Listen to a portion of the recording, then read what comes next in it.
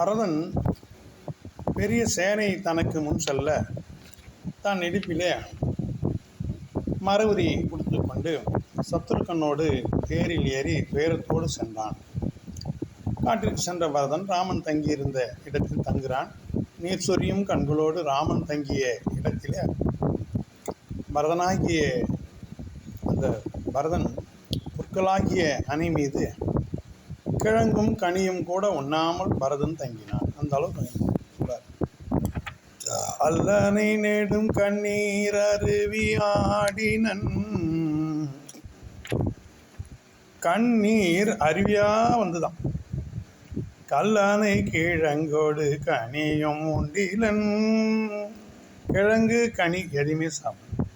வில்லனைத்து உயர்ந்த தோல் வீரன் வைகிய புல்லணை மருங்கில் தான் பொடியின் வைகினான்.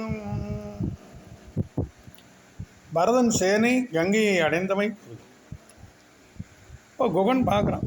யமனை போலும் வலிமையுடைய குகனானவன் பரதனது சேனையை ஒரு சிறிய தோளாக கருதி கோபத்தோடு நோக்கினான். அவனுக்கு சிரிப்புத்தான் வந்தது. கண்கள் நெருப்பு பொறி பறந்தது. மூக்கில் புகை கிளம்பிற்று. உருவமானது வில்லை போல வளைந்தது.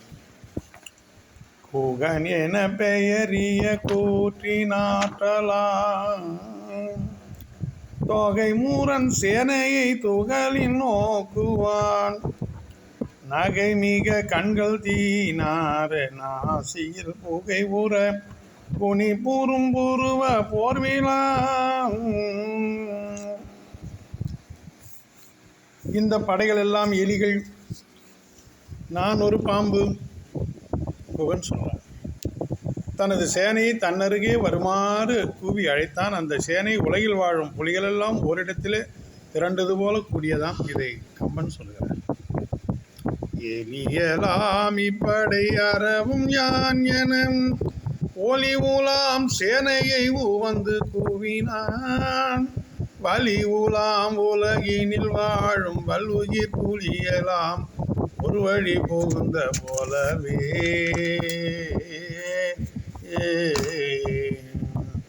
எதிர்கரையில் நின்ற குகனை குறித்து சுமந்திரன் பரதனுக்கு தெரிவிக்கிறான்.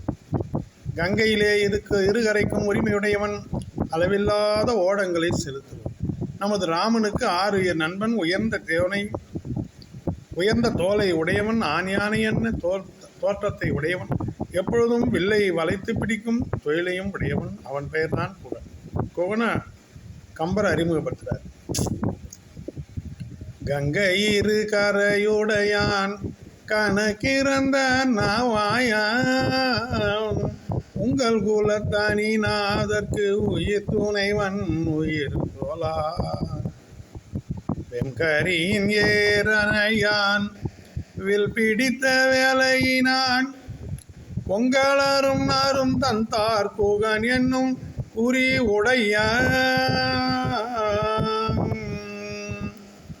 மலை போலும் வலிமையுடையவன், அளவற்ற அன்புடையவன், இருட்டை போலும் உடம்புடையவன். பரதனே, உன்னை காண வேண்டும் என்ற ஆசையோடு வழியெதிரே நின்று கொண்டிருக்கிறார். சுமந்திரன் பரதனுக்கு சொன்னான். கம்பன் சொல்றார். கல் காணும் திண்மையான் கரை காணா காதலன். அல்கானின் கண்டனைய அழகமைந்த மேனியான். மல்காணும் திரு நெடுந்தோல் மழை காணும் மணி நிறத்தோய். நின் காணும் உள்ளத்தன் நெறியதி நின்றனன் என்றான். நானே முன் சென்று குகனை காண்பேன் என்று பரதன் புறப்படுகிறான். குகன் உங்களுக்கு தந்தையை ஒப்பாவான். பரதன் மகிழ்ந்தான். அவன் ராமனால் தழுவி கொள்ளப்பட்ட நண்பனாய் இருப்பதால் அத்தகையவனே நானே முன் சென்று காண்பேன். தன் முன்னே அவன் தன்மை தந்தை தூணை முந்துரைத்த சொல் முன்னே உவக்கின்ற துரிசிலா திருமணத்தான். மண் முன்னே தழி கொண்ட மனக்கினிய துணைவனேல் என் முன்னே அவன் காண்பன் யான் சென்று யானே சென்று என எழுந்தான். மர உரி தரித்து அழுக்கடைந்த உடும்போடும் ஒலி இழந்த முகத்தோடும் கல்லும் கனியும்படி நைந்துருகும் துயரத்தை உடைய பரதன் நிலையை பார்த்தான். தன் கையில் பிடித்திருந்த வேல் கீழே நழுவியது. துன்புற்றான், மரம் போல நின்று விட்டான். வர்க்கலையின் உடையானை மாசடைந்த மெய்யானை நற்கலையில் மதி என்ன நகை இழந்த முகத்தானை கற்கனிய கணிகின்ற துயிரானை கண்ணுற்றான் விற்கையினின்று இடை வீழ விண்முற்று நின்றொழிந்தார்.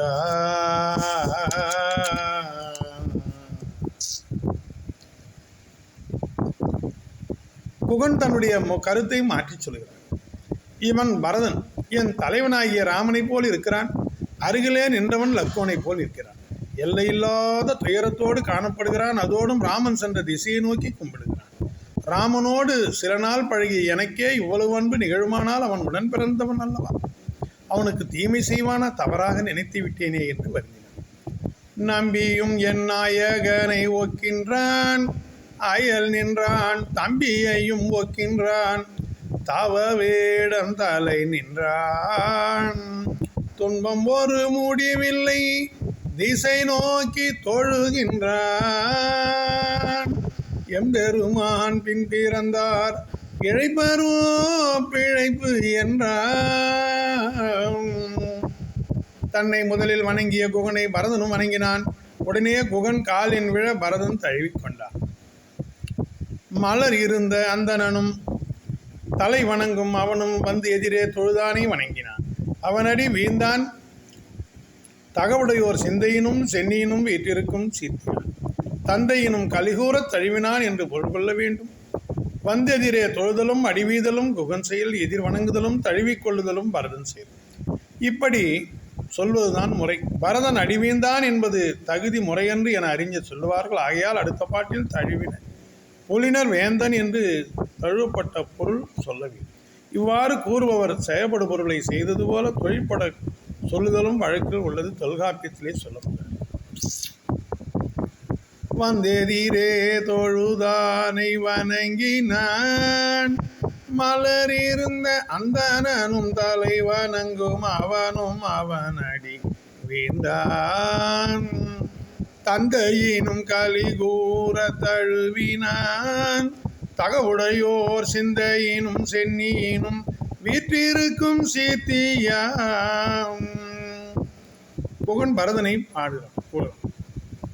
தாயின் வார்த்தையை மேற்கொண்டு உன் தந்தை உனக்கு கொடுத்த பூமியாலும் பொறுப்பை இது பாரம் என்று விலக்கி தொன்று நிறைந்த முகத்தோடு நீ காட்டிற்கு ராமனை அழைத்து வர வந்ததை உணரும் போது 1000 ராமரும் உனக்கு இணையாக மாட்டார்கள் என்று குகன் பரதனை புகழ்ந்தார். தாயூரை கொண்டு தாதை உதவிய தரணி தன்னை தீவினை என்ன நீத்து சிந்தனை முகத்தில் தேக்கி ஓயினை என்ற போது புகழினே தன்னை கண்டார், 1000 ராமர் நின் கீழாவாரோ தெரியினம்மா.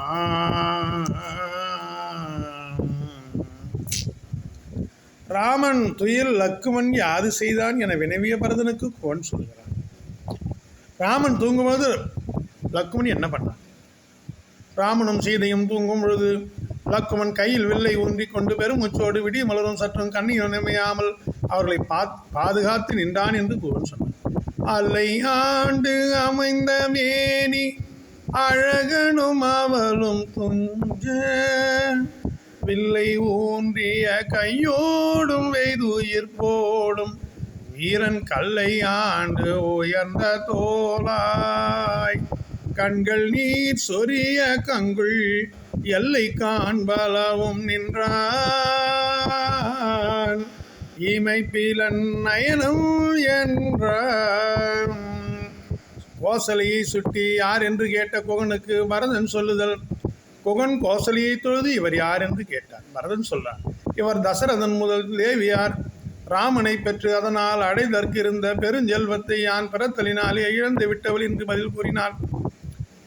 சுற்றத்தார் தேவரோடும் தோழ நின்ற கோசலையை தொழுது நோக்கி ஒற்றத்தார் கூறிசில் இவர் ஆர் என்று கூகவன் வினவன் போக்கல் வைகும் முற்றத்தான் முதல் தேவி மூன்றுலகமீன்றானை முன்னீன்றானை பெற்றத்தால் பெரும் செல்வம் யான் பீரத்தலால் துறந்த பெரியார். கோசலைக்கு பரதனை குகன் தெரிவித்தார். கோசலைக்கு பரதன் குகனை சொல்றான். இவன் ராமனை பெற்றவள் என்ற மாத்திரத்தில் அவர் காலில் விழுந்து நெடுநேரம் அழுது கொண்டிருந்தான். பார்த்தார். இவன் யார் என்று பரதனை கோசலை வினவ, இவன் ராமனுக்கு இனிய நண்பன், எங்கள் மூவுலகுக்கும் மூத்தவன், குகன் என்பது இவன் பெயர் என்று பரதன் தெரிவித்தார். என்றலுமே அடியின் மிசை நெடிது வீழ்ந்து அழுவானை இவன் யார் என்று கன்று பிரிகார் ஆவின் துயருடைய கொடி வினவ கழற்கால் மைந்தன் இந்துணைவன் ராகவனுக்கும் லகுவர்க்கும் இளையவர்க்கும் எனக்கும் மூத்தான் குன்றனைய திரு நெடுந்தோல் புகன் என்பான் என்னென்ற குறிசில் என்றான். சுமத்திரையை குகனுக்கு பரதன் தெரிவிக்கிறார். கோசலையின் அருகில் நிற்கிற சுமத்திரையை பார்த்து, ஐயா, அன்பு நிறைந்தவராய் காணப்படும் இவர் யார் என்று குகன் கேட்டான். நிலையில்லாத தன் உடம்பை நிற்பதாகச் செய்து இறந்த தசரத மன்னனின் இளையதே ராமபிரானுக்கு தம்பியரும் உண்டு என்று பிறர் அறியும்படி அவனோடு தொடர்ந்து சென்ற லக்குவனை பெற்ற பெரியாள் என்று பரதன் தெரிவித்தார். அறந்தானே என்கின்ற ஆயல் நின்றால் தானை நோக்கி ஐய அன்பின் நிறைந்தாலை உரை என்ன நெறி தீரம்பா தன் மெய்யை நிற்பது ஆக்கி இறந்தான் தன் இளம் தேவி யாவர்க்கும் தொழுகுலமாம் ராமன் பின்பு பிறந்தானும் ஓலன் என்ன பிரியாதான் தனை பயந்த பெரியாள் என்று லக்குவனுடைய பெருமையை சொல்லி அவனுக்கு தாய் என்று சொல்லுகிற ஒரு அற்புதமான சிந்தனையை இந்த நேரத்திலே நாம் பார்க்கிறோம். இப்படி நம்முடைய கம்ப ராமாயணத்திலே அற்புதமாக சொல்லுகிற கம்பன் பாடலை பார்க்கிறோம். இது 252வது பாடல் வரை நிறைவு செய்கிறது. நன்றி, வணக்கம். மீண்டும் சந்திப்போம். ராமா வாழ்க.